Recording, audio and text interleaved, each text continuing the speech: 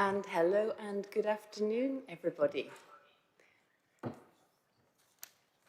We have members, officers, and any members of the public who are viewing the live stream of this meeting. This is the Climate and Environment Advisory Committee. My name is Councillor Pippa Halings, and I'm chairing this meeting of the Climate and Environment Advisory Committee. For the information of members of the public, our committee advises Cabinet on the actions required to achieve the Council's targets on climate change and its doubling nature actions and its environmental commitments. So please can those present in the Council chamber note that everything on your desk, including your laptop screen, is likely to be broadcast at some point, and the camera follows the microphone being switched on, so please be aware of that. Indicate that you wish to speak. If you're online, we have several people online as well via the chat column, and then we'll be able to bring you in. When you're invited to address the meeting, please make sure your microphone is switched on, and when you finish addressing the meeting, please turn your microphone off immediately. I think we'll move straight to agenda item 1, but as we move to that, I would just like to ensure that we introduce all of the officers that we have present. And as a start-off, I'd like to welcome Lawrence in his new role as the Democratic Services Support to the Climate Change and Environment Committee. Thank you very much, Chair. Hi, everyone. Really looking forward to working with you on this really important committee, and looking forward to all the good work that we'll get done. Thank you, Chair. Fantastic. Thanks very much. And I'd like us all just to say a huge thank you to Patrick for all the work he's done in supporting us on this committee. And he's here managing the IT part of it for all those who are online. But Patrick, huge thanks for all the support that you've given to the committee over time.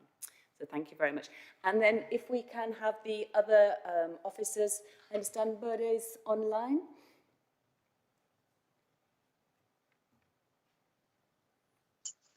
Good afternoon, Councillor Helens. This is Bodeso, head of the Shared Waste Service in Climate and Environment. Apologies, I'm not there in person, and apologies, I will not be in the meeting fully. There is a rather urgent matter that I'm having to attend to at the depot here, so please accept apologies. Thank you very much. And we have Siobhan. Hello. Yes, Siobhan Mellon, Climate and Environment Development Officer. Thank you very much. And we have Alex. Hi there, Alex Snelling-Day, leading on waste policy, climate and environment. Thank you. And hi, Orla Gibbons, Project Officer, Climate and Environment. Thank you very much and welcome. Thank you.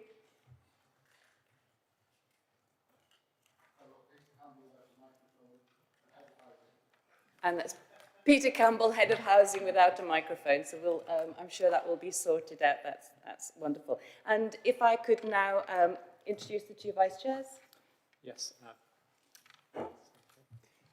Jeff Harvey, one of the two vice chairs. I'm also Councillor for Borsham Ward. Thank you very much. Martin Khan, one of the councillors for Histon and Impington Ward. Thank you very much. And go around the room. Paul Bear Park, I'm member for Milton, one of the members for Milton and Waterbeach Ward. Thank you very much. And we have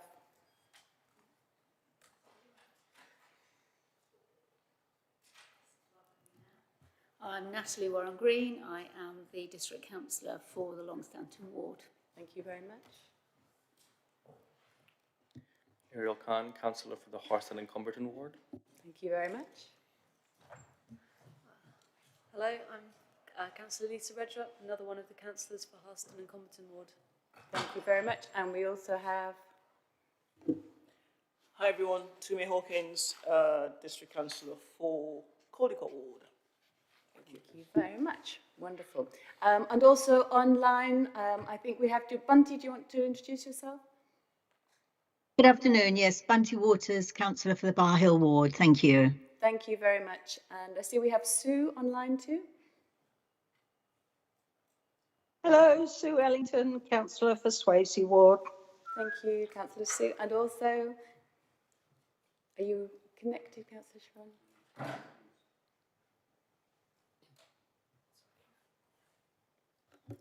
Hi everyone, Shobhana Bhattacharya. I'm District Councillor of Camborne. Thank you very much. Good. And I think that's everybody. So if we can go to apologies. Thank you, Chair. Just the one apology today from Councillor Peter Sanford and Councillor Natalie Warren-Green's kindly stepped in as substitute. Yeah, thank you very much. We'll move on to agenda item 2. Are there any declarations of interest for the one agenda item that we have? Nope, I don't think so. So that's very good. Thank you. We move to agenda item 3. That's minutes of the previous meeting. Do we have any comments on the minutes of the last committee meeting?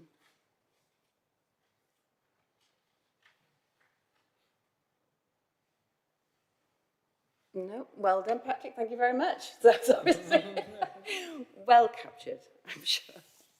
Thank you very much. And so now we'll go to the main item of the day, which is the annual review of our Zero Carbon and Doubling Nature Action Plan for 2022-23.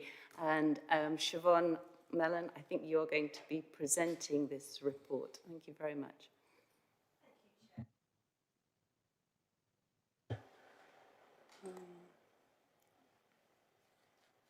There we go, yes.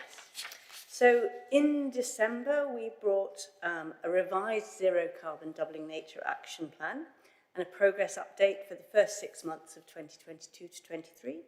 Today's report brings you up to date with progress at year end. You'll remember the action plan sets out how the Council is using its powers and influence in support of targets agreed in 2020 and 2021. And a quick recap of the targets. In 2020, the Council declared climate emergency and agreed a target of net zero for the district. In 2021, we declared an ecological emergency and agreed a target of doubling nature. For our own estate and operations, over which we have control, we agreed a target of a 45% reduction by 2025 and a 75% reduction by 2030 on the 2018 to 19 baseline. These are absolute reductions, and this matters because we're a fast-growing area. Each additional household is another 3 bins to collect, and refuse vehicle fuel is a significant proportion of our emissions, as you'll see. The per-person reductions required are more like 49% and 87%.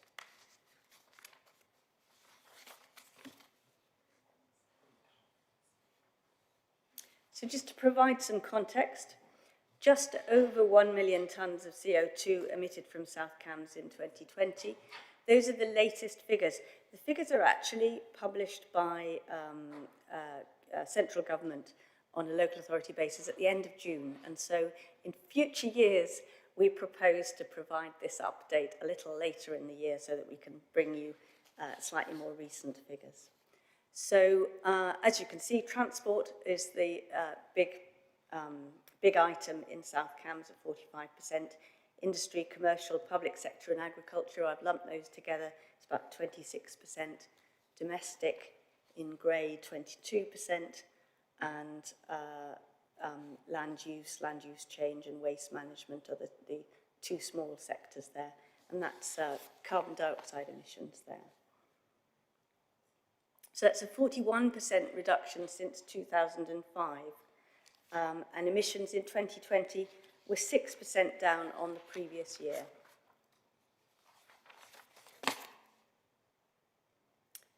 Now, this graph is from a report by Carbon Neutral Cambridge and provides an analysis of the breakdown of greenhouse gas emissions in South Cambridgeshire according to sector. So it's not just CO2 emissions. And you'll see that emissions have fallen slowly but steadily from industry over the last 5 years. From industry and from the commercial, public sector and domestic sectors, where electricity is a large part of the emissions, and so the decarbonisation of the grid has been quite significant. Emissions from transport rose to a peak in 2017 and have fallen since, although some of this will be due to COVID lockdowns. Data on emissions from land use and agriculture and waste management has only been available for the full range of greenhouse gas emissions on a local authority basis since 2018, so only 3 bars for those 2. These are largely non-fossil fuel-based emissions and have remained fairly constant.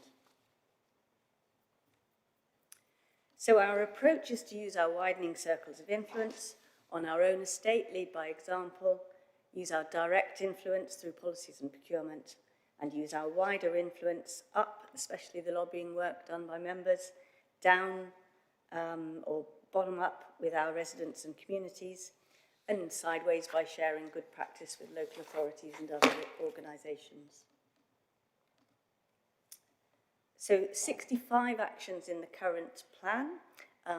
That's a slight change from your report, which has 66, but I think we miscounted one, so it's actually 65 in 8 sections, and progress is shown on the table there. So we're largely on track with what we've agreed through our plan. Completed actions include just a small range of, I've put here the Solar Together group buying scheme, delivered for the second time, and South Cambridgeshire actually has more solar panels than any other local authority area, I believe. 61 community projects supported through the Zero Carbon Communities Grant Scheme, salary sacrifice scheme for electric cars set up, with 7 cars ordered through that, and carbon literacy training developed and being rolled out. Almost complete the South Cambs Hall retrofit and the Housing Stock Condition Survey report. On-track actions include the 3 refuse vehicles and 3 vans procured, with an order placed for a 4th electric refuse collection vehicle. The WREN project, contracts to be signed, signed very shortly, and work to commence on solar PV, battery storage and electric vehicle charging network at the council depot. The project to mobilise 600 plus energy efficiency measures to 300 council homes, with funding awarded from the Social and Housing Decarbonisation Project on track, and the Action on Energy installer framework set up for the delivery of private housing home energy improvements, both those with government funding and also able to pay. So turning to our greenhouse gas emissions accounts. First, can I just point up an error on page 4? The pie chart scope 2 says 246 tonnes, and it should say 182 tonnes, consistent with table 2, which is earlier in the appendix. We normally are able to get these audited before publishing.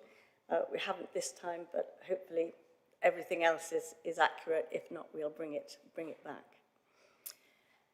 So, greenhouse gas emissions from the council, estate and operations, totalled 1,575 tonnes of CO2 equivalent in 22 to 23, which is a shade under 1/5% of the district emissions, so quite small, but as I say, we are leading by example there.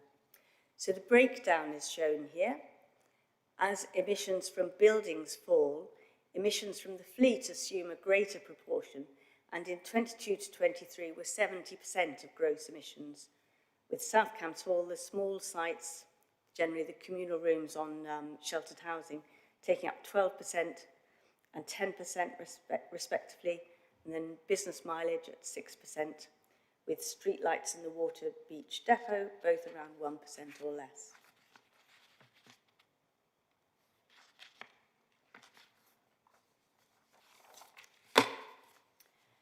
So this graph shows how the gross emissions have fallen since 2018 to 19. They fell by 16% from 1,878 tonnes in 2018-19 to 1,575 tonnes in the last year. And the gross emissions include emissions from electricity calculated as if from the standard grid. Now, our target is for net emissions, and for net emissions we take account of the fact that our electricity is purchased on a green tariff, meaning it comes from renewable sources. So as shown in Table 1 in Appendix 1, our greenhouse gas emissions accounts, our net emissions have fallen by 24.6% for the period from 2018 to 19. So further reductions will be realised by decarbonising the refuse fleet. In the longer term, this will be through the use of electric and potentially also hydrogen vehicles. In the short term, further reductions will be realised by switching to hydrotreated vegetable oil, HVO, in place of diesel for our refuse vehicle fleet. And our initial trials of this have proved successful.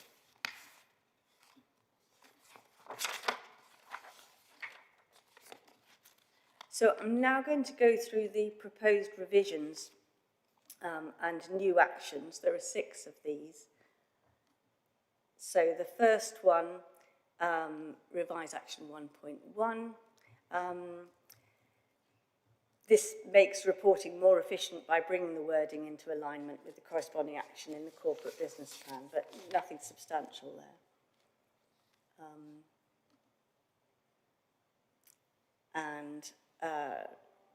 Okay, so 4.2.1, just again a slight rewording. This is actually slightly reworded from that in the appendix, as suggested by Councillor Redrup. Thank you for that. So it just splits that into 2 actions, one focusing on the government funded scheme and the other on the able to pay households. The third one, again, is just making reporting more efficient by bringing the wording into alignment with the corresponding action in the corporate business plan. And the fourth one, right, so this one, whilst the previous action go beyond current building regulations for energy efficiency, Part L in new build on council-owned land subject to feasibility, whilst that is still the case, we do go beyond current building regs subject to feasibility. It didn't make much sense in the action plan because the reality is that there are very few opportunities to do so because nearly all new council homes are properties built by developers to meet Section 106 planning obligations. So on these, the design specifications are agreed through the planning process, making it difficult for the council to require specifications beyond the building regulations and planning policy. So it makes more sense to flag the opportunity that we do have on homes built through the investment partnerships, where it's more realistic to deliver high energy efficiency, and that's what we're very much exploring doing. So that's the fourth of those revisions, proposed revisions. The fifth one, this again is just making the reporting more efficient by bringing the wording into alignment with the business plan. And the sixth one, an additional action, capturing ongoing work referred to in the report to last SEAC on doubling nature, where we're compiling online materials to help residents garden for nature, building on the resources identified in the South Cam Staff Handbook to be promoted through media channels and digital and print. So that brings my presentation to an end. The recommendations in the report are to note progress and to support the proposed revisions to actions and new actions.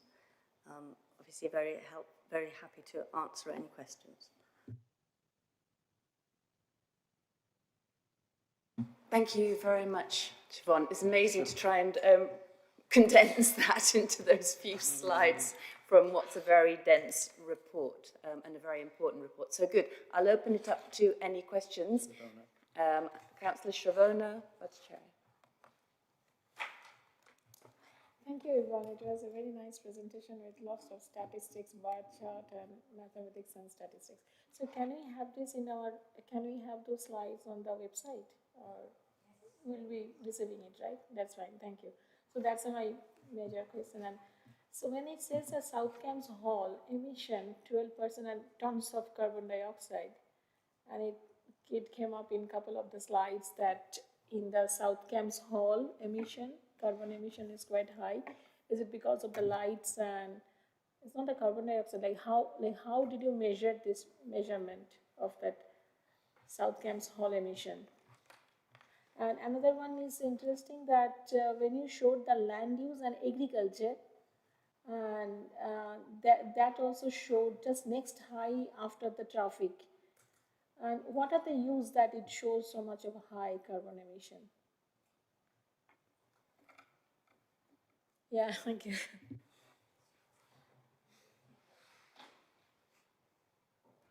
Thank you. I'll take the first question on South Cambs Hall. So that's based on our emissions from this building. So it will come from our primary source of heating was gas. So that was obviously significant from the kind of carbon emission side of things. And hopefully kind of moving away from gas to the heat pump will give us that kind of significant reduction in our carbon emissions from this building. So it's a range of different things around the main heating source, that switch across from gas to electric through the heat pump, and also things like you just mentioned around the lighting and lighting efficiency changes. So that will help to bring us that reduction. Hopefully that answers your question. Thank you. And the other question was on the agriculture. What is the end user, like how it is coming up so much? So the land use emissions. So it is, it's not something that I'm a great expert in, but it is, it's where different gases are released, where soil is ploughed up, and yeah, I don't know a lot about it, but I know that it is the other greenhouse gases that tend to be emitted there. So I think, Siobhan, if we can, so we have from the land use, so what we have is, it's mainly methane, which is far more potent than carbon dioxide as a greenhouse gas in terms of warming. And so that is coming from fertilizer, from any cattle, and also what we're getting from the carbon emissions is the peatland, which has stored it, which is drying out and now releasing it.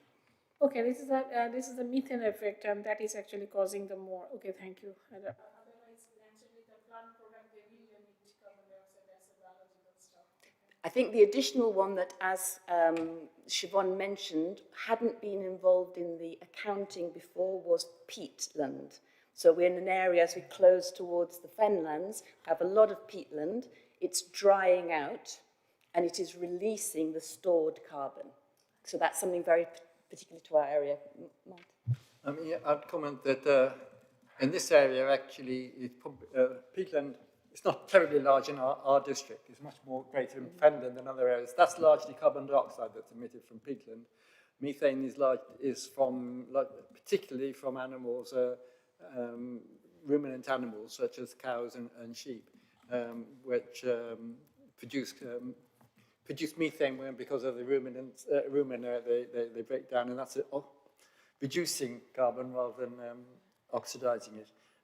So that is not as much a problem in this area as in areas further west, because we largely are an arable area and producing grain, and the methane will be produced from the grain that we grow here in other areas of the country, where it's used as animal feed. Yeah, just a follow-up question. Does it mean when we think of the removal or digesting, just to bring it down, we are also advertising people or the different ethnicity or the residents to go towards more vegetarian diet with this, because animal is directly used here in this particular case?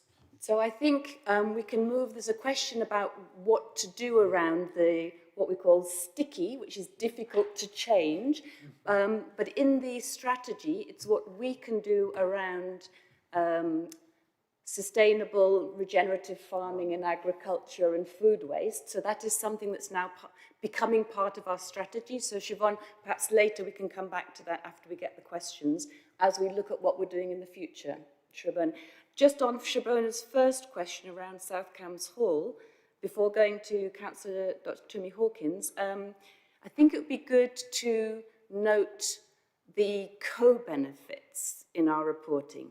So one of the big co-benefits of being an exemplar and investing a lot of money up front in South Cambs Hall was it's generating savings that we can then use for public services. So I think it would be good to report on the savings and the return on that investment as we go through time, because the projections were very high, given especially the hike in energy prices. I assume those savings have got bigger through time. So it would be just good if we can have a bit of reporting on that.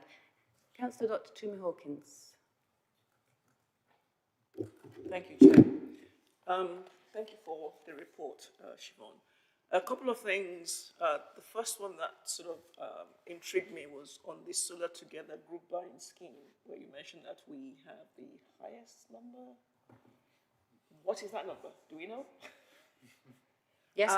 Okay, that's just for interest. The second thing is on, I mean, we realize that transport seems to be the big contributor. And of course, our waste vehicles generate some of that. First thing is, which other vehicles that we use, or is it only just from that, or other vehicles in the group? And also, what we're doing. You mentioned changing out from diesel to biofuels and some other types of fuels, that trials we've done. Can you give us a bit more about those trials and what the outcome was, please? Thank you. Okay, so the solar panels has actually just recently been the subject of an article in the Sunday Times, I believe. I'm looking at Councillor Halings because I think you may have contributed to it. I don't have the figures in my head, but you may have those, do you? Yes, so it's very interesting. So the data editor of the Sunday Times found the latest publication of data about the number of solar panels per household installed per local authority across the country. South Cambridgeshire in England is equal top with one other local authority in the country, with 9,900 and something number of panels installed, but it's 15% of all households. Now that's in the last 5 years. And so there were 3 data points that they were very interested in, which is why we are the subject, in fact, of that Sunday Times article. So one is that we are top in the country for the number of solar panels installed per household across the last 5 years. Secondly, we have the fastest rate of any local authority in the country over the last 5 years. And I think that is down, fastest rate of uptake. And then thirdly, this will be interesting to you as lead cabinet member in planning. The journalist was very interested because we have the highest number of planning applications that mention solar panels, both for new build and for renovations, when actually you don't need to mention, it's not a requirement to mention them. So he was intrigued as to what would be the reasons behind that. So that's the data. And I don't know, Siobhan, if you want to then answer the...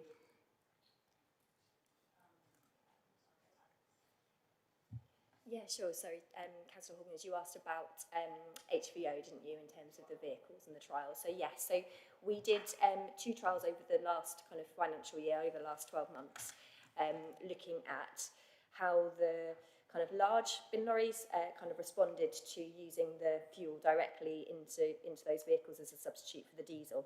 So we did a 5-week period over kind of winter period, and then we also did a second trial kind of later on in the year, so to have that kind of seasonal difference in terms of the temperatures and all of that kind of stuff. So we looked at whether there was any detrimental effect on the engines.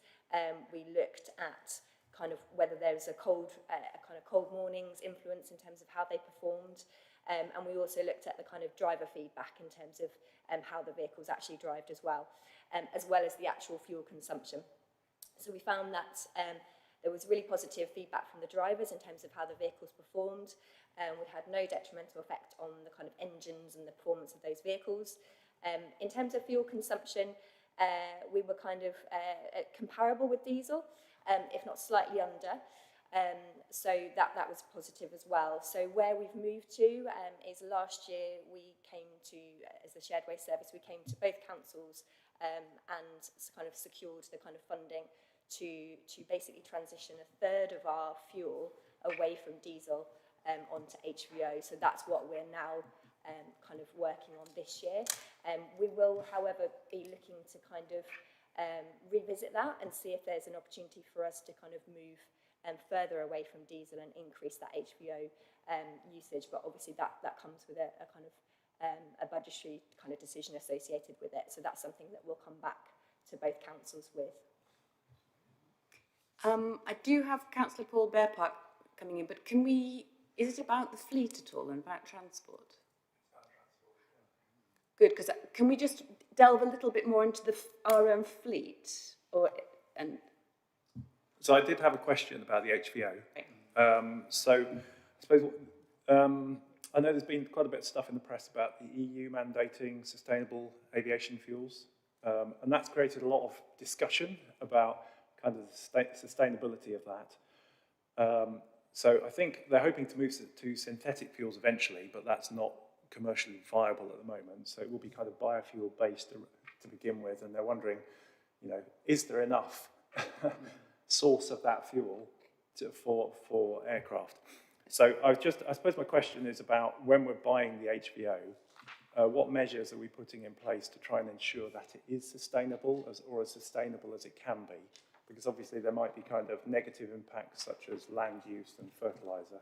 So just wondering, what are we doing in terms of trying to ensure that's as sustainable as possible?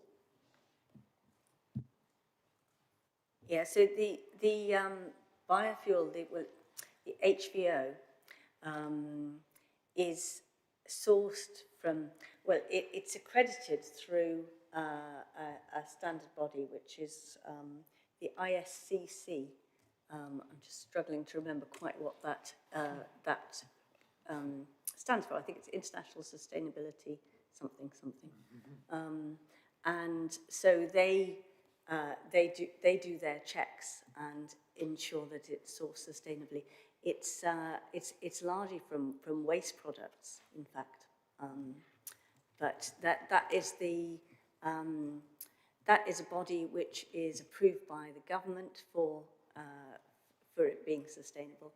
We don't do any other checks other than that, but that's kind of the industry standard, I guess. So, and I think that came actually from an earlier concern that Councillor Lisa Redrup raised to make sure that we were ensuring sort of source sustainability. So that's the source that we've got through from that. I suppose your question is more looking towards the future. So that is, where's the source in itself? Is it good practice? The bigger question is, given demand, is it sustainable? And I suppose that's more your question, isn't it? Yeah, that's right, because the amount, I think the EU is mandating, well, by 2050, it will be 70% of aircraft fuel will be sustainable.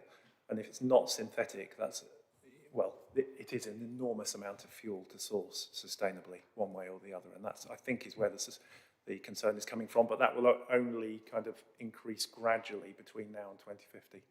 Yeah. And I think it's an issue of scale, given, aviation industry and our fleet. But it is, it could be something that catches on across the country and in others. So it could be an issue. So thank you for that. I did also have a question around the fleet. Is it possible for us to know, and thank you, Alex, as you were starting to go into it. So I didn't see, it seemed, an impact in reduction of emissions by our 3 electric vehicles over the last year. So I was just wondering about that. Is there a lag or, because we have invested in the 3, and then I suppose if the answer is we still need more time and data, it would be more, I know this is the report, but I think I asked for this last time. If this is where we're at, how far is it in terms of our plan? So are we where we expected to be in 2022-23, and are we on track therefore? And if not, those are the questions we need to be taking to Cabinet and whole Council about whether or not we need to make some adjustments overall. So as I understand, we've got 3, we're going to get 4 electric. There's a third of the fleet that's going to go change to this fuel, potentially more as well. But I don't have a sense of the whole fleet. So I've got 2 questions. 1, why didn't we see any impact? And 2, can you just sort of talk about the whole fleet, you know, where we're moving with it? Thanks. Yeah, sure. So thanks, Chair. So on the first question, or first part of the question, there's 2 things. There is a time lag in terms of the data. Obviously, we talked about the HVO trials, and then from this year onwards, which won't have been seen in the report, we'll start to see that kind of carbon reduction. In terms of the electric vehicles, yes, you know, they have kind of come into operation, but we obviously at the same time have an increase in population and an increased area that we're serving. So I think some of that has kind of almost been slightly cancelled out in that respect. So I think the next reporting year we'll start to see the impact of both the HVO and also those electric vehicles in operation as well. The second part of your question relates to a piece of work that the team have been doing around are we on target for our targets, both internally as an organisation, but also looking at that external piece as well, noting that obviously our impact is a small percentage of the district emissions. And it's something that we want to bring back to this committee, look to perhaps do a workshop around showing you that progress and showing the areas where we've made a positive impact, but areas where we might want to focus our efforts on in future years. So that is it's a big piece of work, and something that we're kind of nearly ready to kind of bring back to this committee, or through suggestions such as a workshop type situation as well. Thank you so much. And maybe then within that, I think that'll be hugely, interesting and important. And I'm sure committee would be supportive of that and want to look at it. In terms of, therefore, if we have got, so as we're achieving this, but we're also seeing increase in population or an adjustment of our, you know, from the census, an adjustment of our population figures and housing, as you're saying. So that would again be I think it's the dealing with the cattle. I think it's that blowing into Anybody online? We've just got some sort of alpine cattle horns, it sounds like. Blowing.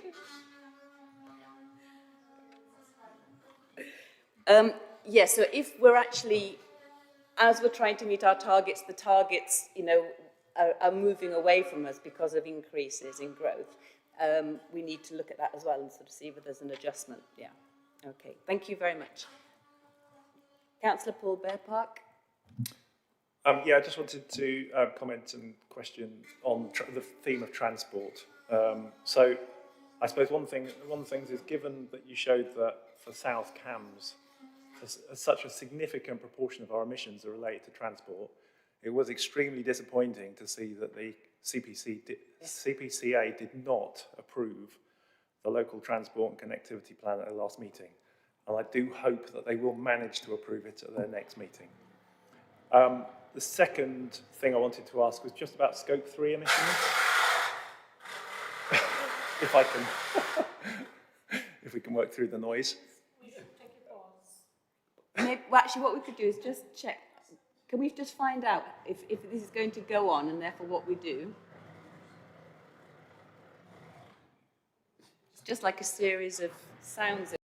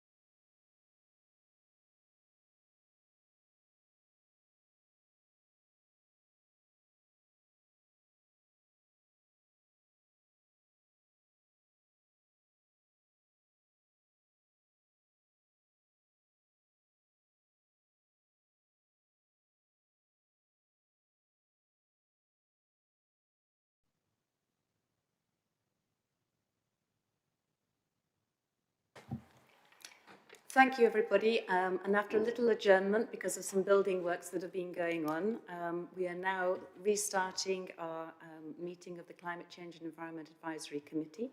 And we're in the debate over our report on the Zero Carbon and Doubling Nature Action Plan. We're looking at the issue of transport, not the Council's commitments to reduction targets for our own estate and operations, but I think now, which we've been looking at, which is of the Council's fleet, but also now Councillor Paul Park has asked about transport across the district, which is 45% of the district's emissions, compared to 22%, which is housing, heating and housing in particular. So it is a huge piece. And as you said in paragraph 32, there is some optimism given that there are quite a few measures proposed by those who are responsible, because South Cambs is not responsible for the transport measures, but through, for example, the Combined Authority. But you were very concerned, obviously, that one of those key measures, when it was due to be approved at the last meeting, which was the Transport Connectivity Plan, that was not approved. Well, it was deferred, wasn't it? Yeah, I think it was deferred, hopefully, to the next meeting. But yeah, it's obviously, I mean, the CPCA has its own target to reduce vehicle usage by 15% by 2030. So obviously that transport plan is very important to meeting that goal. And obviously, you know, a related reduction in emissions. So hopefully that will go ahead at the next meeting. Good, yeah, and I suppose we can support our representatives there as well in making sure from SEAC that that's so important to the achievement of the carbon targets. I think that that would be absolutely critical. I think within the report, is it right that we have been told that actually to achieve the targets, it's 90% reduction is needed, that across the country in terms of transport emissions? So transport, I think that's what's in the report, isn't it? So transport is the issue across the country in terms of decarbonising. And of course, as the fuel source has been, you know, as we're moving to electrification, can be helped, but that's only going to be a small chunk of that. So it has got to be looking at these measures that you were mentioning there. Councillor Paul Park. And Councillor Dr. Martin. Well, but two things. One is to note that since the 1st of June, there's an obligation upon the planning, in all planning, large planning applications for the active travel to be consulted, but they can't direct something to be done. But I would like it to be interesting to know how that will be applied at a local level in encouraging active transport. It was noted, actually, I was in a delegation meeting earlier. One of the problems is that while we may put conditions to put in all these sort of active travel measures before development, this is one of the things that tends to slip and slip and slip and slip. And so we need to think about how we might ensure that these things are put into place. Secondly, I want to look at a scope thing which you didn't include in the measurements, which is use for commuting of staff to work, but which is something which we do have, may have an influence. The only thing that seems to be is the electric car subsidy scheme, which you loan scheme. But I just wondered, first of all, how that has changed, because clearly there will have been a change with far more home working and with 4-day week.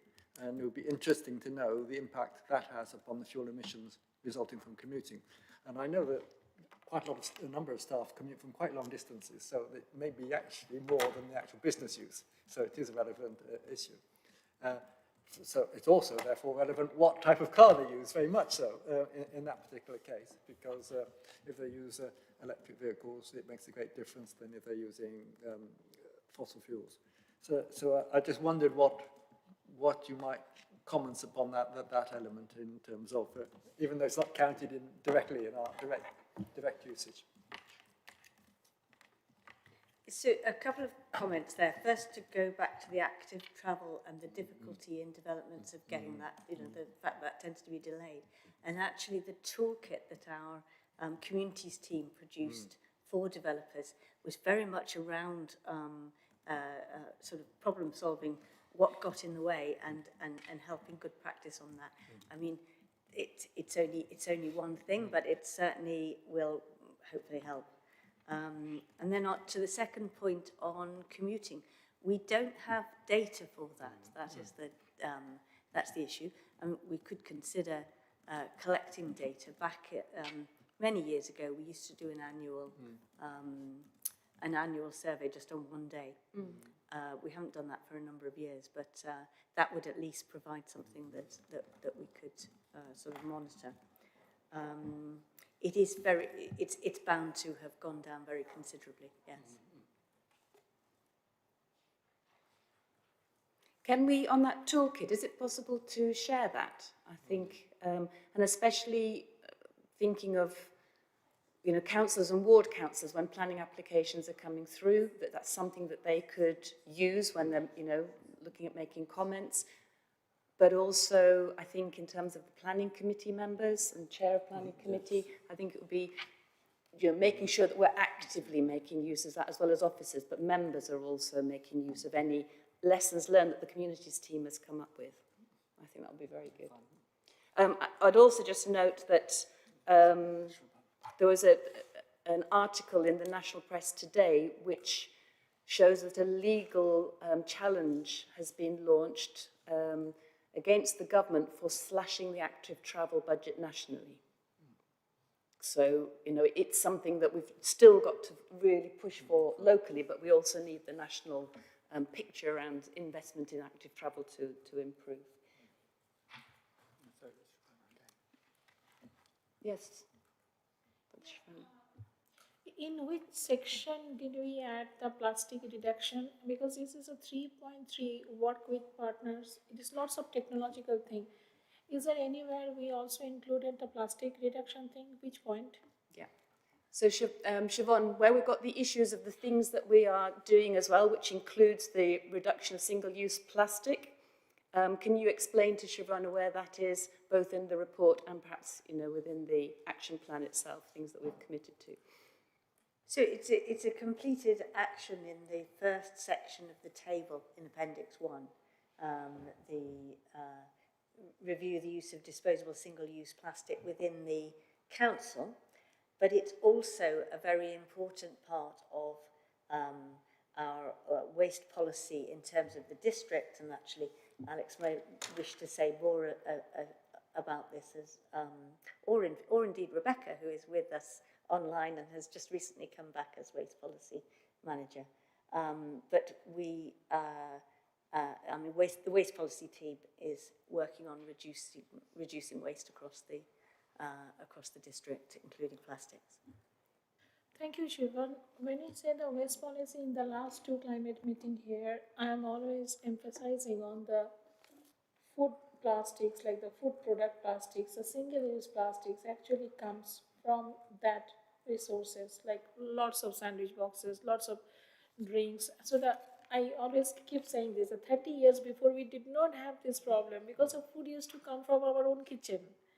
And we used to pack our own food from our home. And it was this type of convenient food, or the convenience food everywhere available, was not there before 20, 30 years before. So we never talked about this plastic like choking out the ocean or river or anything. But I think we need to really discuss on that fact, how can we reduce the single-use plastics, which actually comes from the food packaging, like the food resourcing and the food packaging. Mm-hmm. Good. So to ask Rebecca or Alex, you want to? Oh. Can I really follow up? Because the reason is that, there is a reason why this is happening. People are cooking at home much lesser than people used to cook 30 years before. So they don't use that much of cooking. People are even also frightened, afraid of thinking of the cooking stuff in the kitchen. So that frightening stuff actually taking them to the big superstore and grabbing lots of convenient food to home and reheating and eating. So that fear, this is again a cultural thing. It's a cultural shift. I think as I'm helping people to how to run the basic cooking here, I'm not saying but this type of innovative ideas, like we have to bring the people back to their own kitchen and not going to the convenience store to pick up the one-time using plastics. And I think it's very much linked to food waste, which is huge, which for me is startling, the amount of carbon emissions that come from food waste from our study. But I don't know who's replying. Rebecca, hello, Rebecca, and welcome. Hello, thank you.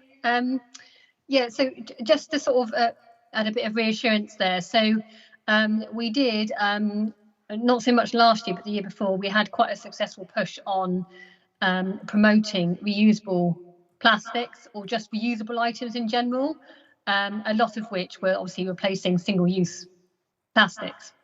And so we've got a good template for an existing campaign out there, which it's not a problem that's going to go away. So it's definitely something we can continue to do, basically, just to offer reassurance on that matter. And I think what you've got is about,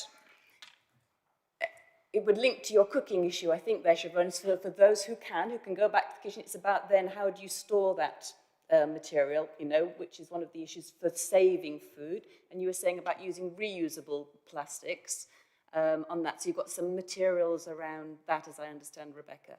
Historically, what we've done is committed to and completed the use of single-use plastic within our own operations here in the hall. Isn't that right? Even we have. Food is around. Rebecca. Yeah. Yes, we have. So yeah, it's a two-pronged approach, as you say. It's about our own operations, but also about educating the public and encouraging them, for them to make the big changes in their own lives. Really, small things that make a difference. One of the things that we had mentioned beforehand was about how we support events across the district, so big events which are using public areas or public buildings where there's a lot of food often there. Are we supporting those with ways that they can also avoid single-use plastic? Yes, particularly with our commercial waste customers. And we've got an active engagement programme with our commercial waste customers to do what we call mini audits. So while we are obviously collecting their rubbish, we actually want to engage with them and get them to rethink their whole way of what they purchase, what they're throwing in their bins in the first place, and that would very much include encouraging them to go for reusable options where they can, and if not, then obviously recyclable options. And a lot of our customers are food businesses, catering businesses, so I think it's gone down quite well, and yeah, we're continuing to work with our customers on that. That's an ongoing thing. Do we have any data on that to kind of see whether the trends are going in the right way? Possibly. I don't have that off the top of my head, I'm afraid. But yes, we've been doing it for over a year now, because we think that we should be giving equal attention to our commercial waste customers and educating them just in the same way that we've always educated the rest of our residents. So yeah.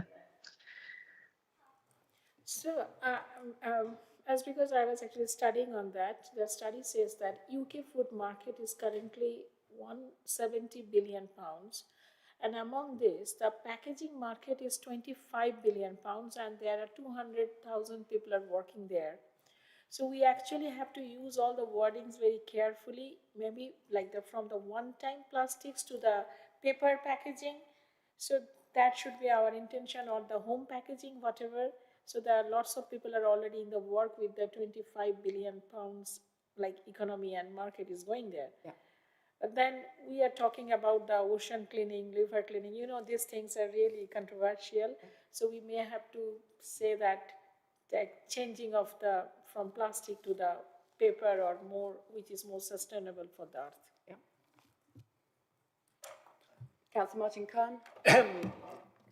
Just really a question whether there's information on it. Something that over the last 5 years, really, there's been a dramatic increase in online ordering and online shopping. So much more of what we purchase is purchased online, and this has to be delivered, and it's often delivered in what you might call excessive packaging, or a very large quantity of packaging for the size of the item being produced. At the same time, you're not traveling to shops, so people who buy. Have any studies been done about the environmental impact of this and the relevant the relative effect of shopping through shopping centres, normal shopping from shops, and shopping online and the delivery costs. Because I'm not sure what the result is. One thinks that it ought to be worse by all the delivery, but maybe it isn't. I just wondered if there's any data. Yeah, I'll take this one.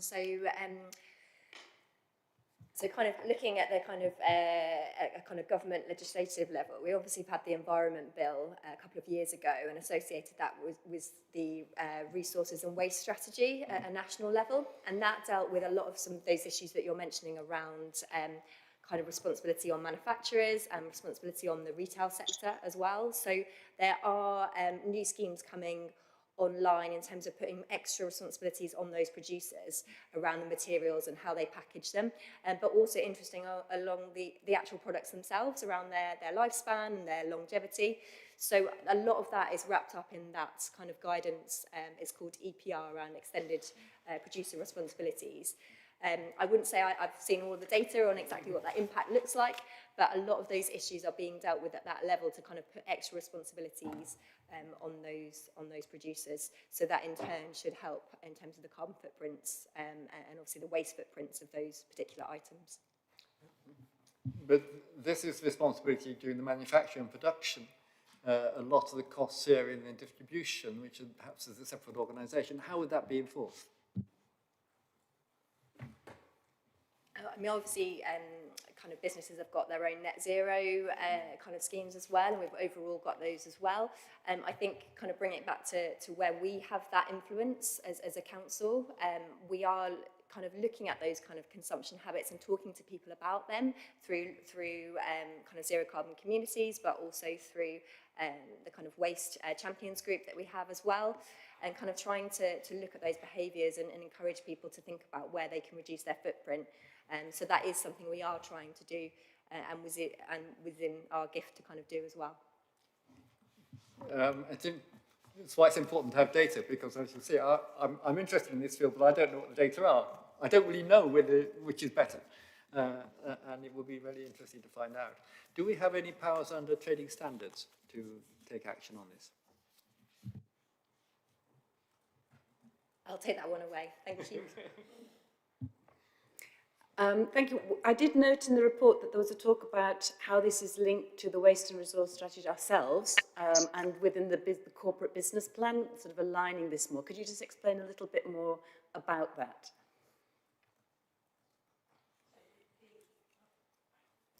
Do you want me to say something, Bodhi? Are you going to say something?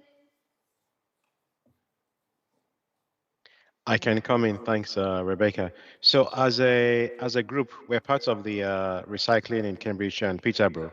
So we already have a joint waste strategy that's due for renewal this year. That process is it's in hand, and we hope to have a new strategy published by end of the year. So that's overall linked to the resources and waste strategy. In terms of maybe just coming back quickly on the question from Councillor Khan, and also in general, we don't have a lot of direct control over producers, over packaging. That comes from the national government, and they actually set targets based on the industry sizes, based on the size of the supply in terms of the minimum requirements they have to meet in terms of packaging. That legislation, as Alex was saying, hasn't been fully implemented as yet. It's one of the main parts of the resource and waste strategy, EPR, but also the deposit return scheme that's been delayed. So I think once those regulations get implemented and they're actually mandatory targets set on producers and people who produce packaging, then we will begin to, by default, get a lot more data on how those targets have been met or not. Thank you very much, Bodhi. That's very good. It would be very good for us to have an early sight on that updated waste strategy. I think that would be really good as that's coming towards the end of the year. Thank you that. And I just note again, as I understand that those targets have been delayed, once again, the extended producer responsibility, the government's kicked it down the line, as with the bottle refund whole scheme, so bottle deposit refund scheme. So let's just hope that they do bring those in on time, because we haven't got that much time. And we're linking that back, Dr. Sharona Bhattacharya, with your, about the household and what kind of educational materials to support your work and others around that field. So thank you for that. Good. Councillor Paul Bearpark, Lisa Redrup to me. Thank you. I was wondering if we could move on to housing. Is that okay? Yeah. Is there anything else on this issue that we've just had? No, thank you. Housing. So I did notice that some of the schemes had under-delivered due to lack of installer capacity, which is a real disappointment because actually the number of houses being retrofitted is not that great. I mean, it's tiny compared with the number that need to be retrofitted. One suggestion I was going to make was if we can work out exactly what the skills were that were in short supply, it might be worth referring that to the GCP skills group, so that they can kind of take that on board when they're looking at what they're doing. The other one that I was really pleased to see was the work that was being done on communal areas in some of the housing stock. I remember it was Councillor Ellington who pointed out there was an absolutely enormous increase in the cost of heating those communal areas. So it's good to see that something's being done to improve those. And the third one was really whether, I think, just in terms of our own housing stock. Councillor Sue Ellington, big thumbs up. That's very good. So the third one was just in terms of our own housing stock and how we're doing in improving the energy efficiency of that. I know we had we had a report on that some time ago, but maybe a year ago, 18 months ago, and I was wondering if we could possibly have another, seeing as Peter Campbell is here, whether we could have an update on that at a future committee meeting, perhaps? Perhaps we'll get some questions all together, Peter, on housing, and then come back to you on that if we gather those questions. Councillor Lisa Redrup. Thank you. Mine was on housing as well, so that's good. It was about the Action on Energy scheme. I was just wondering if there was any more information on the types of schemes that might come through on that for able-to-pay households. And then also if there's anything that we can do as a council to help retrofit go forward, if there are things that are blocking it, like electric grid, if there are any things that we can do and if they're included. Thank you. Councillor Dr. Timmy Hawkins. Thank you. My point was on 4.2.2, which I think is what Councillor Bearpark mentioned, so stop. On housing as well? Councillor Jeff Harvey. Guess what? A lot of what we can do, not only in housing but in other areas, is working within sort of national frameworks set down. And I think we have to always be maximising the opportunity within the constraints. For example, national planning policy, etc. I remember in 2019, this committee asked for, passed not a motion as such, but we'd agreed that the council should ideally move from a prescriptive to a proactive stance on improving the energy efficiency of heritage buildings.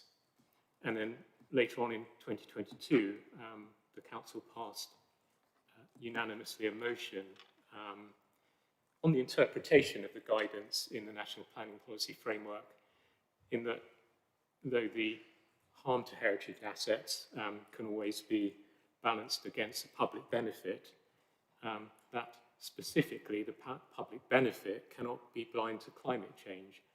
And Councillor Dr. Toomey Hawkins has, with her team, we've included much of guidance on our website for, explaining various schemes to improve the energy efficiency of historic buildings. But as I say, this is a sort of moving feast, really, and we should never really rest. We should move with what the national framework allows us to do. And I noticed that one of the bodies nationally which we sort of reference in our sort of guidance is Historic England. And they published a paper in May this year on heat pumps in historic buildings. And, well, two things really, although some of our sort of local guidance on planning historically has been to say that heat pumps are in some way not suitable for historic buildings. And I think, you know, this is partly due to a historic, perhaps when heat pumps were first installed, it's very much the case you needed solid floors to make it work. That's not the case now. I think it's accepted that you can fit multi-finned radiators and get very good results from that. But I mean, the more important question is, I suppose, if you're going to say that heat pumps are not suitable for historic buildings, then, you know, what is the alternative? Because we do need to get to net zero by 2050. And almost the counter-argument is these historic buildings, because very often our sort of planning rules make it more difficult to upgrade those housing. You know, you can't just go and put external insulation on them. They're actually going to become more and more significant in terms of a proportion of our total emissions, because they're large houses, they're poorly insulated, they're burning a ton of oil or gas. You know, so it would be crazy, for example, to say, well, let's electrically heat them with sort of resistance heating. The only option is some kind of heat pump to be at all efficient about this.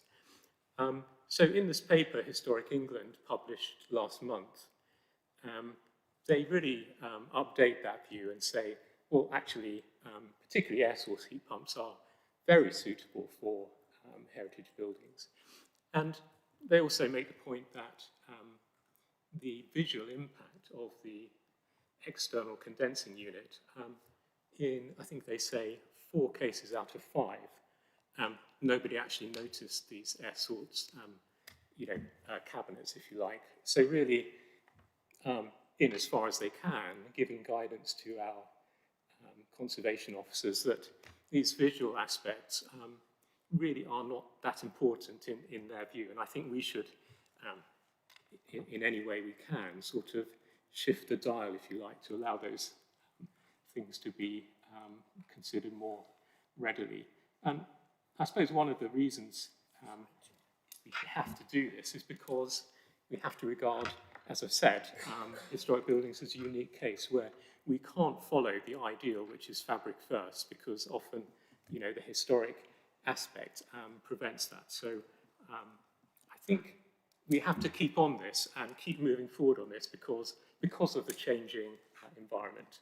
So that's my point.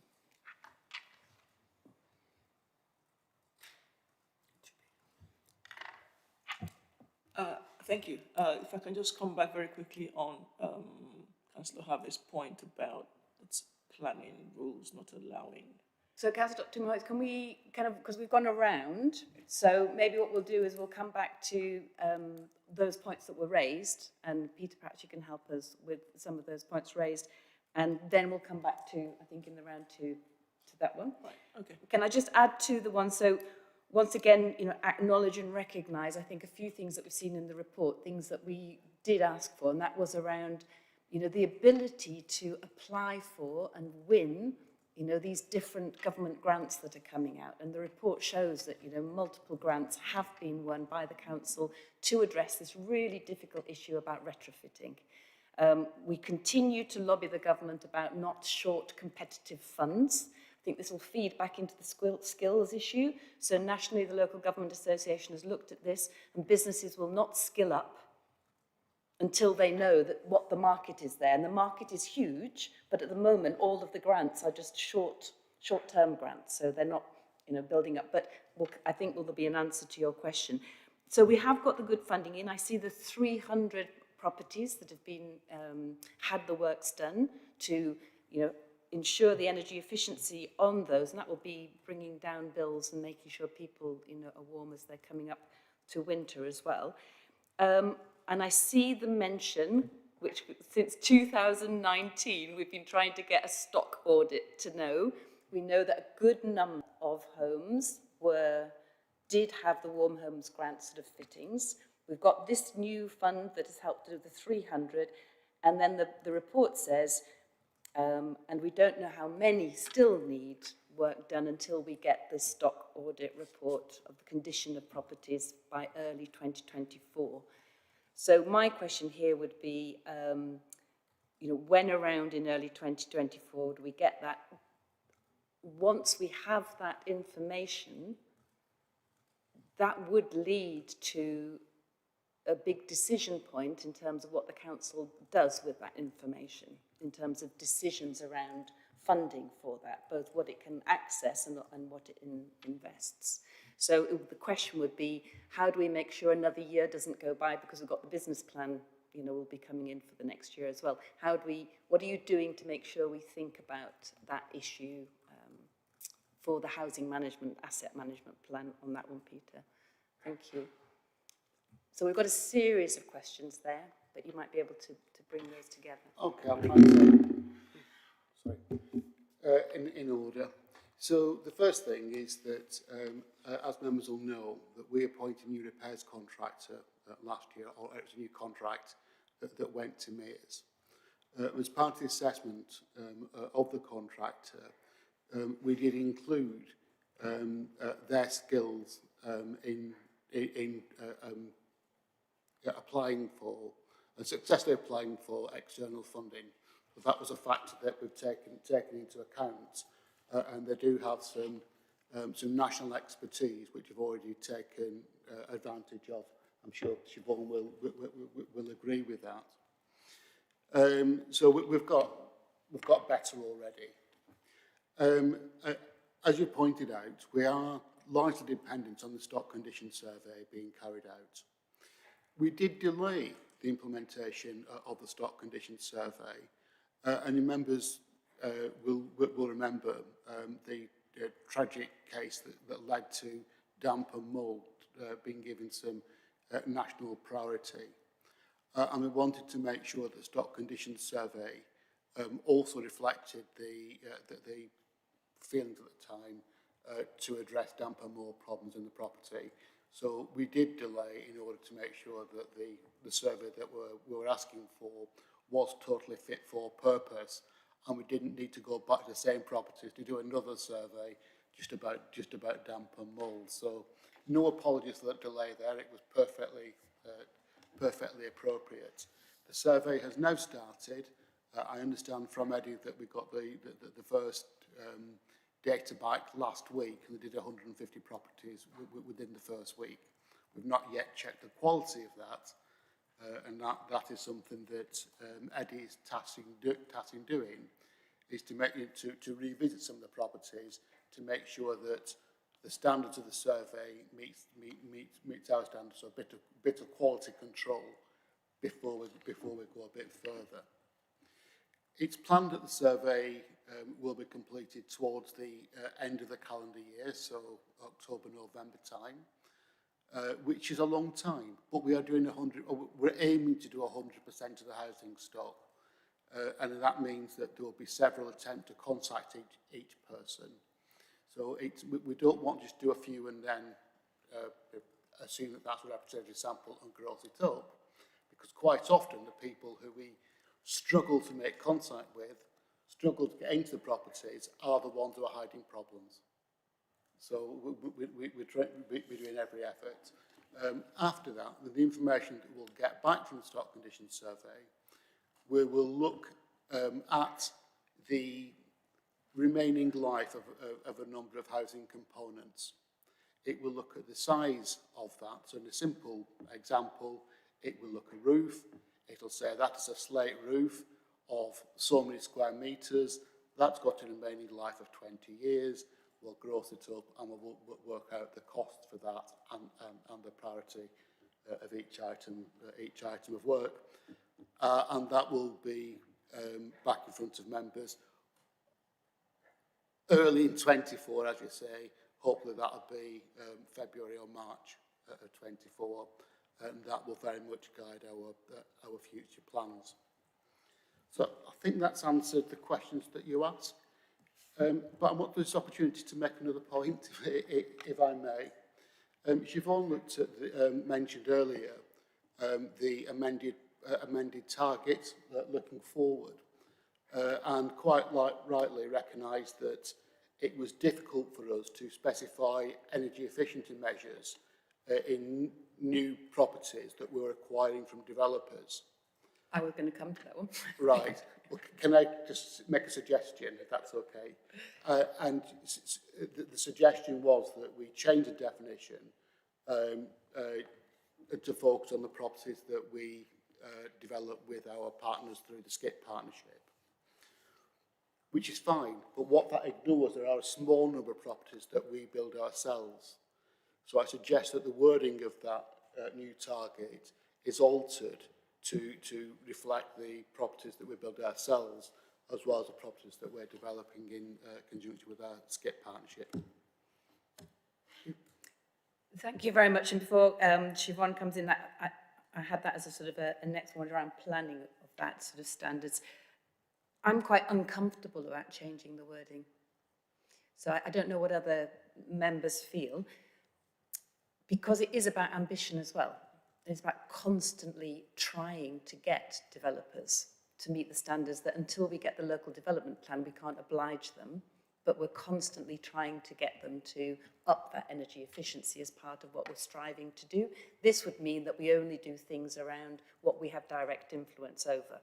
So I feel a bit uncomfortable about, so what it means is we're setting a target, and I can see perhaps we're worried, we're setting a target where it's out of our control in terms of what we can deliver on it, but it's about the spheres of influence. So maybe we can have two parts to it, which we measure. One is what we do ourselves, and it's both SKIP and our own build, and then the other is to constantly be pushing for higher ambition, I think, with the Building Reg L. I've just saw, so just yesterday there was a debate in Parliament about greater powers for local authorities for net zero, and several local authorities are already with net zero energy policies in their local authorities already, and not all through their local development plan. So I would like us to see everything that we can do in our power, rather than waiting the next 2 or 3 years until we get the local development plan. But I don't know, that's me, so I'd like to hear what others think. But Siobhan, back to you. So can I come back on the action on energy? Two questions. So 2 points. The skills, well, first of all, to say it was hugely frustrating for us in the Cambridgeshire Energy Retrofit Partnership across all the local authorities to be giving money back to government. It was something which very much happened across the country, certainly happened in the southeast, and it's a lot to do just with the speed in which companies are needing to ramp up. So it's quite a complex issue. We are very much in touch with the combined authority skills people. I think you mentioned the Greater Cambridge, the GCP. So I will double check that we have links with them, because I hadn't fully appreciated that there were sort of two separate things there.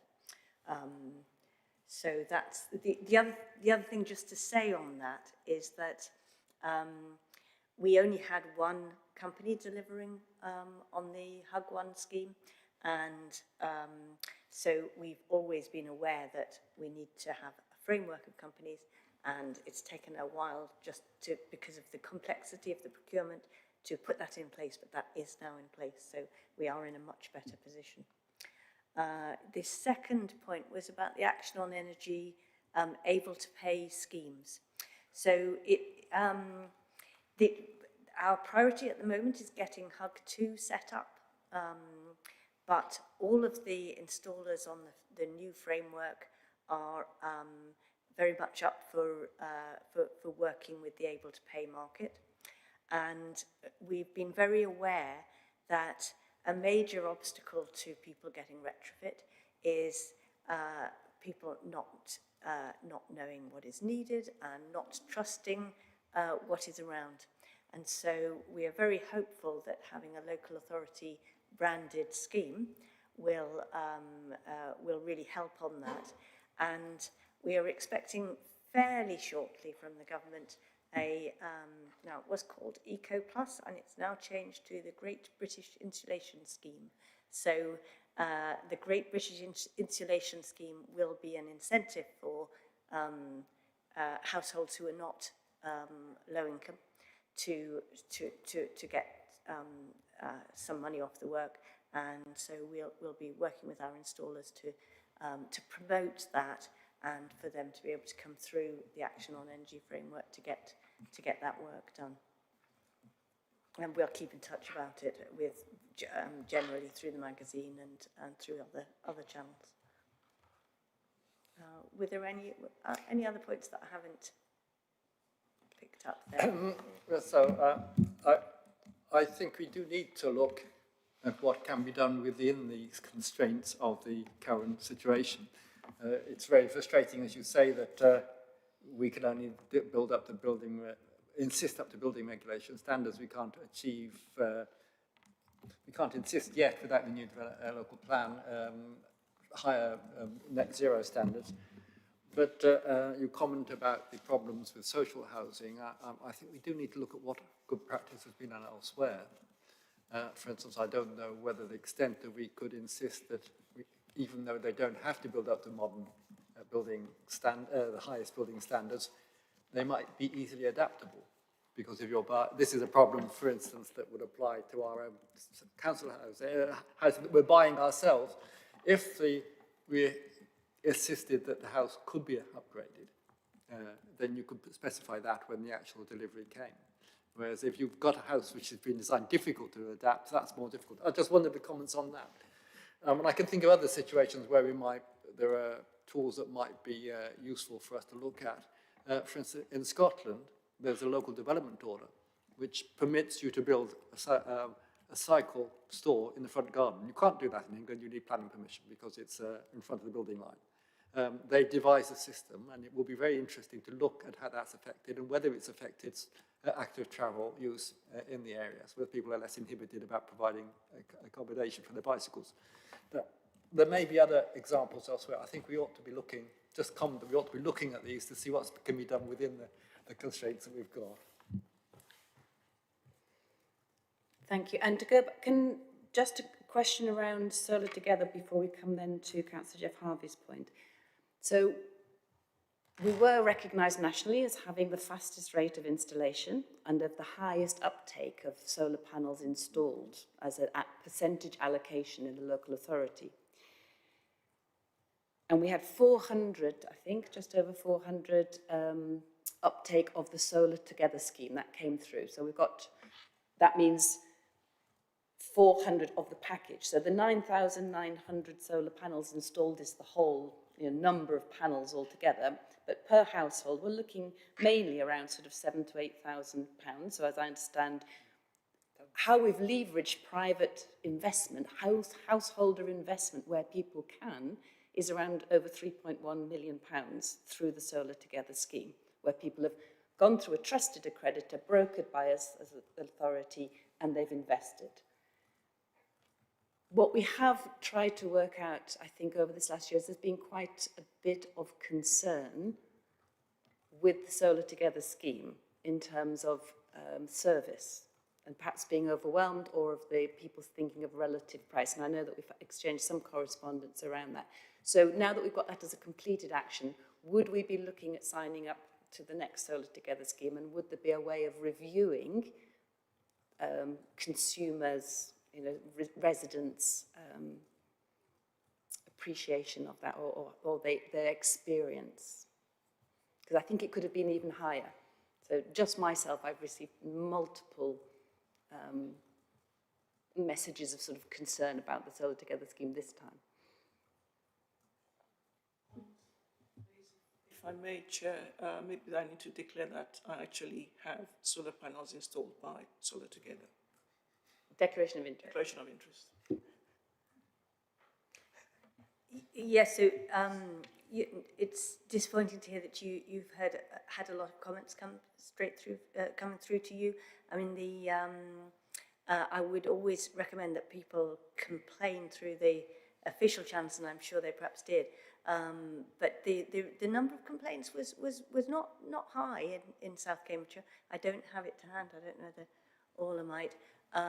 But it was pretty low in South Cambridgeshire, but I hear what you're saying. In fact, in a neighbouring district, there was a different company operating, and that was much more problematic.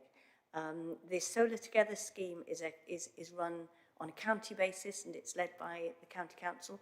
So the county council have not yet made a decision as to whether to run it again. They certainly have concerns, mainly because of the experience in Huntingdonshire. And so we'll be looking for really convincing plans to ensure that they don't happen again, which I'm sure will just improve service generally. But it is a good way of promoting solar panels generally, and actually people can use that price that they get as a kind of benchmark, and there are other solar panel installers around who would be very, very happy to take that business. So I would suggest that people use it as that benchmark, and then shop around. And I think, again, let's look at this positively. So I think that most of the people who complained to me were part of that number of panels that got installed anyway. So the argument that we did with the journalist of the Sunday Times article was all of the work that we're doing in terms of awareness raising and exemplars and nudging and the green connections showing how many people are doing this, and the fact that they get an assessment, basically through the scheme, I think has been part of the very high number, because not all of that has come through the Solar Together scheme. So I think that is right. And I think, we would look at ways going forward, whether if it's not the Solar Together scheme, how do we still, manage to help them connect, with that? Because I think the trust of the local authority is still there and is a major component about brokering that, helping people navigate that landscape. So thank you very much. If we now move to the issue around historic buildings, I think that would be important. Councillor Toomey Hawkins. Thank you. Interestingly, I was still discussing this particular issue with another local authority yesterday. And the fact that we actually are providing information for homeowners on our website to be able to upgrade their homes. I think I rather took a bit of objection to the phrase, it is a planning restriction that is not allowing for example, external insulation. I mean, there's something about the heritage of a building, and part of it is the fabric. And of course, those who are looking after those buildings in, whether historic England or whatever it is, would not want you to cover it up with modern, modern fabric, because it takes away completely from the building. It's trying to maintain the heritage factor. It's not a restriction in the sense that you've put it, and I do not agree with that. Okay, there's a reason for doing what heritage conservation officers do, both internally and externally, and so let's not take away from that, because we want to. There's ways of enabling the building to be more energy efficient without taking away from its fabric, its heritage, its main point. And yes, we'll continue to do the best we can on that and share whatever information it is that we have on being able to improve the energy efficiency of heritage buildings. And as far as the take-up goes, if I can just make a comment on that, one of the things we found, at least among the JDCC, is that new developments, there are some of the developers who realize that they can sell those homes quicker, and they have energy efficient buildings. And so it's in their interest, you know, to make it as energy efficient as possible without just reducing themselves to the 10% that is in, you know, that is the current local plan. So there's a demand for energy efficient homes, and they are taking note of that. And the fact that South Cambs is high on that list is because of the growth that we're experiencing. So maybe when we come back on that last one, as we come back, and I'll ask Siobhan to put up on the slides again at the very end of the meeting, what the recommendation, you know, the points you'd like us to note and accept the recommendations. Maybe we look at that particular one and see about that. Jeff, Harvey, do you want to come back on the... Yeah, just briefly. Well, I certainly have one resident who's very sort of keen to improve their thermal efficiency. Not been allowed to fit either external or internal insulation, and therefore really a heat pump is the only way to make that house zero carbon, assuming the electricity eventually comes from North Sea turbines, for example. So therefore it shouldn't be going forward. And I've also heard from a conservation team who's going back 3 or 4 years that heat pumps are not suitable for historic buildings, full stop. But I think, you know, this new paper from Historic England does show that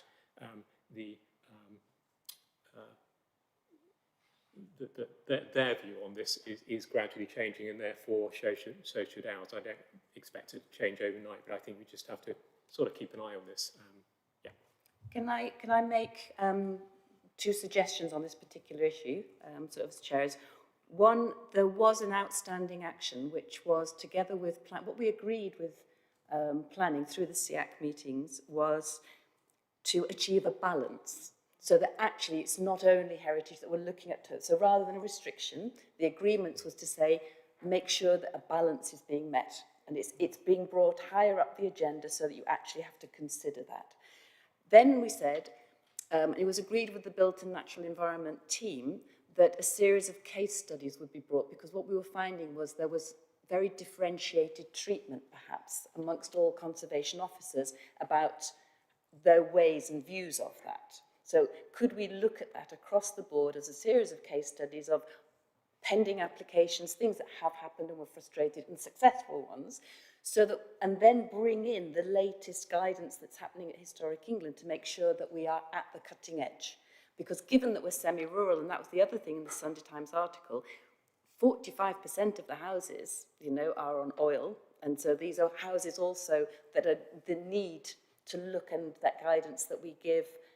So I think we'll ask Councillor Harvey to withdraw the restriction bit, but say, how do we ensure that work on that balance can be promoted, and do that outstanding action and bring in Historic England's latest, so that we're cutting edge. Thank you. Thank you. Definitely, we can have a look at that. And as I say, no, it's something that we're keeping our head of. Thank you. And so, whilst I've got the floor, as I said, I had solar together actually install our solar panel, and I'm surprised at sort of the negative feedback that has come through, because I recommend them because of the service that we had. They were very good.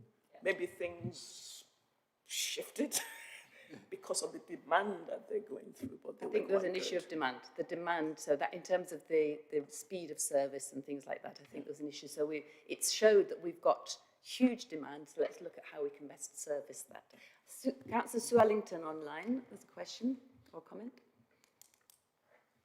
Yes, it's just that I read an article this week, thank you for letting me speak, which indicated that the life expectancy of solar panels is about 25 years, but the recyclability of them was extremely difficult. And I really just wanted to put a marker in the sand that we should keep that at the forefront of our encouraging solar panels to be installed.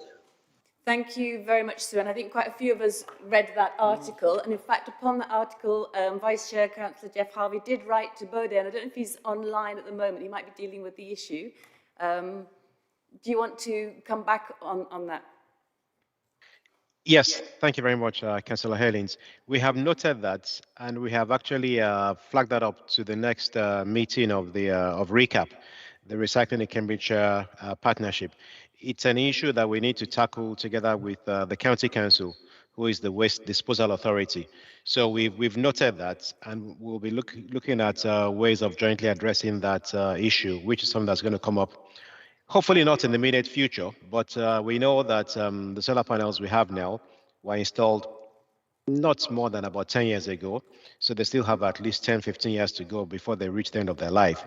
So hopefully in the near medium term, there will be much more practical solutions available. There's a plant that has just been commissioned, it was in the same BBC article, in France, that has been able to successfully recycle a lot of the materials from panels, 99%. So hopefully with that initial plans being now fully operational, there'll be a lot more coming online, not only in Europe, but also here in the UK.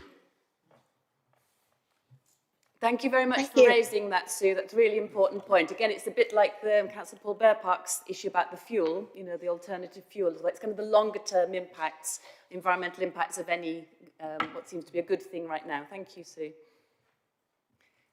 Good. Do we have... Thank you. I simply wanted to declare that I've also had panels installed by Solar Together. I was generally satisfied, except that I would not recommend the boost thing. I'd rather just put in a time switch, it works better. But having said that... Declaration of interest. I haven't got mine installed by Solar Together, but I do have Boost, and it's brilliant. It has reduced my heating of water bill massively. But never mind. I was generally satisfied. So I was declaring interest. Out of interest, we looked at the councillors in our ward, and every one of them, thanks to Solar Together, every one of them, and the ones from the previous session, has got solar panels. So we're supporting the general this motion ourselves. Councillor Paul Bearpark, and then Councillor Sue Ellington, yeah. Would now be a good time to move on to gardens? Yeah, Sue, is your point on Solar Together? Yes, just to say that from a pest control point of view, as you know, I have a pest control company. Please put around the solar panels to prevent birds getting underneath them. My operatives don't like going up there to try and get birds from under solar panels. Gosh. There's like some raised eyebrows around there about the scale of that issue. I think Siobhan is noting that down, I see, just to see about that one. Thank you very much, Sue. It's a real issue because they're very noisy. They keep people awake at night when they're scrabbling about. Right, thank you. Councillor Dr. Toomey Hawkins. Comment on that. Actually, the panels that Solar Together installed for me, they have those, preventing the birds from going underneath. So that's all around it. Already got bird prevention. Ooh, there you go. Another reason. I would comment that mine also have the protection. Right, well, that's enough now, I think. Potential conflict of interest. Like, it's not enough just to say you've got one and then say all these things. Paul, do you want to? I was just to say I was really pleased to see the new action on gardens and trying to encourage people to turn their gardens over more to nature. I ended up stumbling across something from Department of Levelling Up Housing and Communities, and they categorise land uses. So number one is agriculture, number two is forestry, open land and water, and number three is actually gardens. So 4.9% of the UK land is private gardens. It must be higher in South Cambs, I think. So, there's a huge land area there in aggregate that could be kind of improved for biodiversity. And just to say, for the past 3 years, I've been trying to do some kind of create a wildflower garden in my own garden. It's actually quite hard. I've discovered it's not easy to do. So if we can kind of inform on that about how to go about it, that would be really useful, I think. Good, lovely. So I wanted to make a point on that. One, can I just say, as we were coming in, did everybody see the wildflower meadow? Isn't it just fantastic? It's waist high and full of blooms and all the different flowers. So that was just put a smile on my face as we came in here, just on the corner of where the South Cambs Hall is. Secondly, on the garden, so I was privileged to, as chair of the Climate Change and Environment Committee, to open the Festival of Nature in Duxford Village. And it was on their brewery field, which is the green space which they have saved as a community for the community.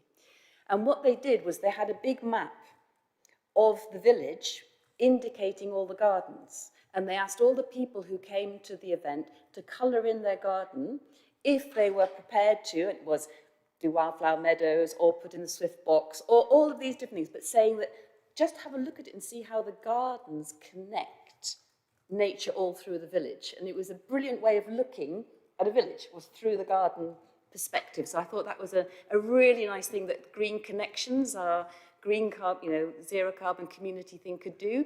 If we could look at that across the district, different villages looking at that, it would be fantastic. On that point, I noted in the report that, that garden action, what was interesting, I didn't see, but it's potentially there. So we were looking at bringing in additional ecologist support into the council to provide guidance to parish councils, weren't we? So is that alongside the garden piece, or is that... That's alongside the piece, and that is an application to the Heritage Lottery Fund, which I believe has gone in, but I don't think we know yet the results of that. Yeah. Okay, good. So we're waiting to see whether we've received the funding or that, which would be something that we've been looking at for, is how we can support parish councils with that kind of advice and communities. Dr. Martin Khan. I commented actually to the Human Resources Officer who was asked for advice publicly on LinkedIn, where advice to find ecologists. And I suggested that she contact OWLG, which is the National Association of Local Government Ecologists, which is an organisation, quite active organisation. But I'd be interested to know where you've got in appointing the ecologists and how that's gone ahead. Have you any information? Sorry, just to say that post sits within planning. Yeah. So I haven't got the answer to that question, but I did see the same post as well. And just a bit of context, there's obviously a national shortage of ecologists due to the biodiversity net gain kind of guidance coming in shortly. I think it's November time. So we're kind of competing with lots of others who are looking for similar skill sets. So trying to kind of make ourselves stand out in that kind of search. But we'll speak to planning and get an update on where we are with that. It's an issue. I saw this comment, there was a comment in planning press about the problems of getting ecological advice, but it's also the same problem with planning, that they can earn more in consultancy. And the developers can tend to pay more to get their ecological advice than it's easier to get a local authority staff. So I think you would be advised to go through the network of people working in local government. They will know the ways that you might be able to attract what things. 4-day week may be an attraction for which we can offer it now. So there we are. I was also wanted to ask about tree programs, because the leader has commented about the various tree programs available, and I think it would be worth.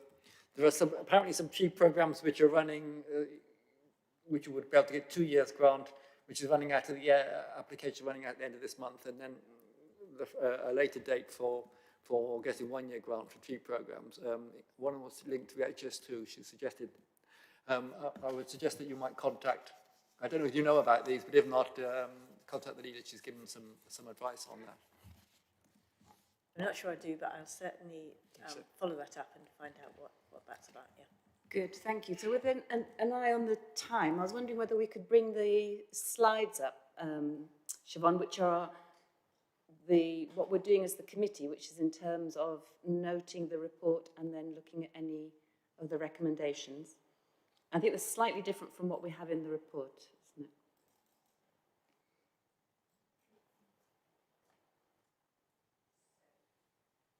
So one, I think, the first thing was that we adjust the time at which this report is made so that you can include the June data that's provided nationally. Committee, I think that's sounds very sensible. And those online can put just thumbs up as we go through these to show that you support that, which was the first thing that Siobhan mentioned, so that we will have this annual update, I presume, in July or after, next year. Thank you. I saw your thumbs up there. Thank you very much, Sue and Bunty. Good. Then in terms of these actions, we don't need to go through them one by one, but if there are any of these that you wanted to make any comments or as a result of the conversations we had needed to be reviewed. The one that I wanted was around this one. Go back that one, sorry. Yes, so I just wanted members' views on this, which is to replace the go beyond current building replications in new build on council-owned land, subject to feasibility, which is where you were mentioning the section 106 is kind of what determines the building of that housing, and often it is out of our hands, to continue to explore high energy efficiency specifications on homes built through the south through SCIP, and Peter, you suggested that would be and new build, not just through SCIP. But I'm just wondering whether we keep the ambition, as Councillor Dr. Toomey Hawkins also said. What do members feel?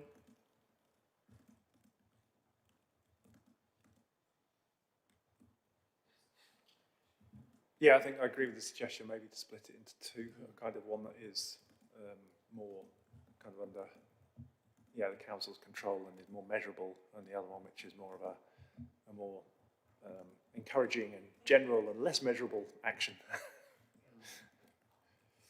I mean, I think, yes, and when the journalist asked, why do we have the number of planning applications is the highest in the country that mention solar panels when it's not a requisite? I said, because it goes down with our planning committee, it goes down very well, because that's the way we're pushing aspiration. And he said, well, that's probably why I'm seeing it on sort of outdoor toilets and things like that. We probably didn't need it. You made a joke. But I think it's about them knowing that if you're coming, that's what we've done. We haven't got the teeth yet, but we've said if you want to come and do things in South Cambridgeshire, then you need that high standards. So if we split it into two? So just to clarify, can we split it so that we have the exploring high energy efficiencies? No, we're not going to do it exploring. We're going to take Peter's suggestion and do high energy efficiency specifications on new build, on new build that the council does, including through SCIP. And then the other one is working with developers more generally, not just on council-owned land. Exactly. Yeah, which is very much what is done through planning do, but worth making it an action to actually highlight how important it is. But given that we have more leverage on what's our own land, and we negotiate section 106, I think we would still want it to be particularly in council-owned land. I think. But we could encourage developers, can't we, Peter? Yeah. So, as stated, the first paragraph only really applies to the land which SCIP is developing. So there's a danger that if you leave it as is, you're actually just making the same point twice, which I think is a problem. So I think what you're saying is about encouraging developers to go beyond current building regulations for energy efficiency on all new build. Full stop. Yeah. And then there's the second point, if that makes sense. Good. Thank you very much. Thank you, Bunty, as well. Yeah. Yeah. That's good. Any of the other revisions and new actions, if we just go through your slides there again. And I think that was fine. Yeah. Yes, I think that was seen as very, very, but if we just go back to the beginning, the one.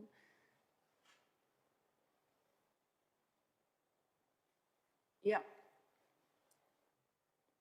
Yes. I think so, yeah. Good. And can we add then the point that was just agreed around finding ways to be at the cutting edge of improvements to historic buildings that achieve the balance between heritage and energy efficiency? Did that capture it? Yes.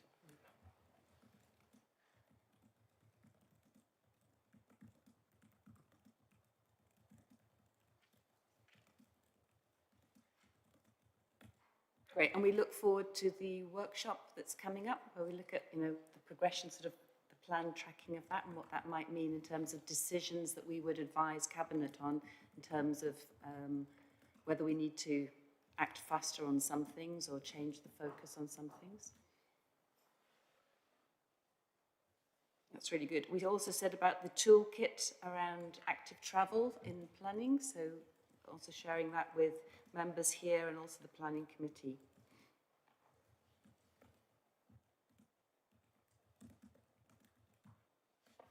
And the skills point as well, that we're going to look at that in terms of the housing retrofit. Anything else I haven't captured, members? Oh, and the including the survey of staff travel. That was actually as an action as well there. So not necessarily going back to exactly the same system, but perhaps looking at how we include within the way that we look at the commuting patterns. Councillor Jeff Harden. Yes, thank you, Chair. And I just thought it might be relevant also, if we were going to do a staff survey, to ask a few questions around whether home working was causing more energy use at home. Was the heating system turned on when it wouldn't otherwise have been because of home working? So, thanks. Good. Anything else from anybody? Thank you, everybody. Thanks so much for coming, and to officers for attending as well. Thank you very much. And